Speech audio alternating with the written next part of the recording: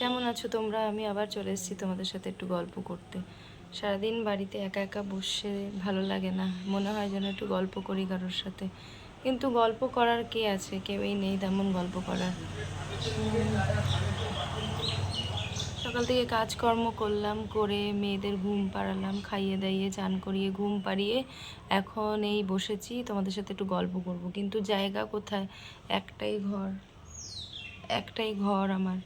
আর ওই ঘরের মধ্যে আমার দুটো বাচ্চা, আমি, আমার স্বামী থাকি। তার আমাদের জামা কাপড় যাবতীয় জিনিসপত্র একটা ঘরে। তো আমার একটা ছোট ব্যালকনি আছে, ওই ব্যালকনিতে আমি বসেছি এখন তোমাদের সাথে একটু গল্প করতে। আমার ব্যালকনির সামনে একটা রাস্তা আছে, আর আমার ব্যালকনিটা পুরো ওপেন ব্যালকনি। আর ওপেন ব্যালকনি দেখেই আমার মানে সব সাউন্ড শোনা যায়, কে কী করছে না করছে, আমি কি করছি, আমি কি বলছি, মানে মোটামুটি সবই শুনতে পারে লোকরা। তবুও বসেছি কথা বলতে, না বললে ভালো লাগে না। তো আজকে দেখছিলাম ইউটিউবে সবাই পয়সা পয়সা নাড়াচাড়া করছে, আর বলছে যে এরকম এত মিলিয়ন সাবস্ক্রাইবার হয়েছে, এই ওই সেই। তো কোথার থেকে একটা মানুষ কোথায় চলে যায়? জীবনে সবার স্বপ্ন থাকে, জীবনে সবাই বড় হতে চায়, কিন্তু ধৈর্য যে ধরে থাকে, যে নিজের জীবনে কনসিস্টেন্সি যেটাকে বলে, নিজের জীবনে যদি ধরে নেয়, যদি মেনে নেয় যে আমি এটা করবই, আমার জীবনে যতই যা কিছু হোক না কেন, তাহলে মনে হয় তারা পারে। কারণ যদি তুমি নিজের মানে যে এইম যেটা, সেটার থেকে যদি সরে যাও, তাহলে মুশকিল। কারণ মানুষের জীবনে তো ঝড়, তারপরে ভালো সময়, খারাপ সময়, ঝগড়াঝাটি, অশান্তি, এটা তো লেগেই আছে। আমি মনের দিক থেকে প্রচণ্ড পরিমাণে ভেঙে গেছি, তাই আমার গলার স্বরটাও হয়তো বেশি বেশি উঁচু যায় না এখন। আগে যেমন আমি মোটামুটি আরেকটু জোরে কথা বলতে পারতাম, এখন যেন খেতে ইচ্ছা করে না, কিছুই যেন ভালো লাগে না। শুধু মনে হয় যে একটু একান্তে থাকি, একা থাকি, কারোর সাথে কথা বলি, যার সাথে কথা বলে আমি মনের মিল পাবো। কিন্তু বিশ্বাস করো, বেশিরভাগ লোকই দুঃখটা শোনে, আর তারপরেই সমালোচনা করে অন্যকে, যে সে আমার ব্যাপারে বলবে, সে নানান রকমের বাজে কমেন্ট করে। দু একজন আছে যারা মনের কথা শোনে, কিন্তু তবুও সংখ্যাটা কম।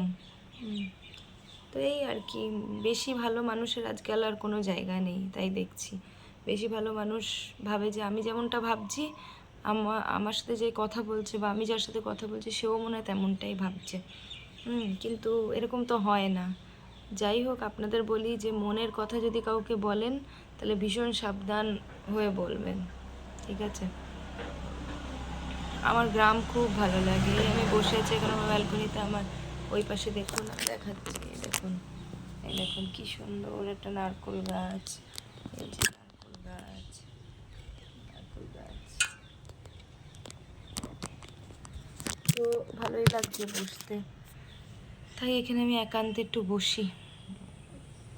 জীবনের ঝড় আর সামলাতে পারছি না, ভালো লাগে না, আর চাই সব কিছু ঠিক থাকুক। একটু খাবো, খুব বেশি আহামরি ভালো কিছু খাবার দরকার নেই, মোটামুটি চলে যেতে পারলেই হয়। একটু খেলাম, কিন্তু শান্তি যেন জীবনে থাকে। জীবনে শান্তি ছাড়া কিচ্ছু নেই, সুখ নেই।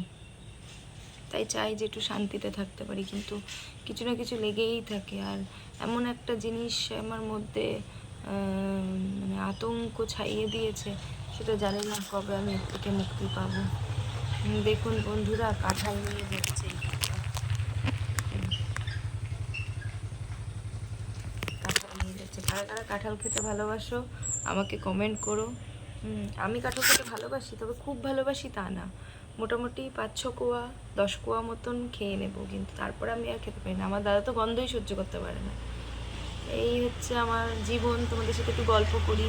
কেউ যদি আমায় কিছু জিজ্ঞেস করতে চাও, জিজ্ঞেস করতে পারো, কেউ যদি কিছু বলতে চাও বলতে পারো, ভালো লাগবে কথা বলে। আর কাল একটা নেমন্তন্ন পেয়েছি আমার একটা স্টুডেন্টের বাড়ির থেকে। নেমন্তন্নটা হচ্ছে বিপত্তারিণী পুজোর, মনে হয় খিচুড়ি খিচুড়ি খাওয়াবে। বললো মেয়েদের নিয়ে এসো, যাব, যে দেখবো খিচুড়ি টিচুড়ির ব্যবস্থা আছে নাকি। খিচুড়িটা হলে তো আমার বেশ ভালোই লাগে খেতে। অনেকে বলে হ্যাংলার মতন করিস কেন খিচুড়ি দেখলে, কিন্তু খিচুড়ির নাম শুনলেই যেন আমার মনে হয় বসে পড়ি, লাইন দিই, যেখানে পাই সেখানটায় বসে পড়ি। ভান্ডারা দেয় না, আমার খুব ভালো লাগে খেতে। জানি না তোমাদের কীরকম লাগে, আমার তো অপূর্ব লাগে। মনে হয় যেন ওতেই যেন প্রাণ আছে, শান্তি আছে। আমার মা এসব ভালোবাসে, তো এই জন্য আমিও খুব ভালোবাসি। আর বেশি বেশি কিছু চাই না জীবনে। জীবনে চাই একটু শান্তি, একটু সৎ মানুষের সাথে মিশতে। কিন্তু ভাগ্যটা এতটাই খারাপ যে নিজে যেমন মনে করি যে না আমি এটা বলছি, ও এইভাবেই নিচ্ছে। বেশিরভাগ মানুষই ওইভাবে নিতে পারে না। যাই হোক, দুঃখের কথা বলে আপনাদের আর দুঃখ দেব না। দুঃখ তো প্রত্যেকের মানুষের মধ্যেই আছে। সবাই একটু শান্তি খুঁজতে চায়, একটু ভালোবাসা, একটু আনন্দ চায়, এই আর কি।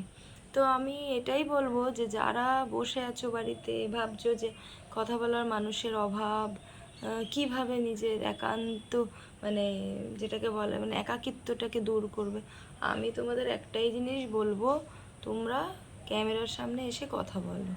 তারপরে জীবনে সাকসেস পেলে কি না পেলে, পয়সা হলো কি না হলো, ফলের আশা করে লাভ নেই। কর্ম করে যাও, ফল তো পাবেই কোনো না কোনো সময়। আমিও সেই প্রিন্সিপাল নিয়ে আমি এগোনো শুরু করেছি। এখন আজ আমার মেয়ের পরীক্ষা ছিল, স্পেলিং পরীক্ষা ছিল, পড়িয়ে তো পাঠালাম, জানি না কি করবে। পরীক্ষা কেমন হয়েছে জিজ্ঞেস করলে বলে খুব ভালো হয়েছে, তারপরে নম্বর কম আসে, তখন সব ম্যাডামের দোষ, বুঝলেন তো। এই তো হয়, এই আর কি। আকাশে রোদ আছে, আবার মাঝে মাঝে মেঘ করছে, দাঁড়াও দেখাচ্ছি তোমাদের।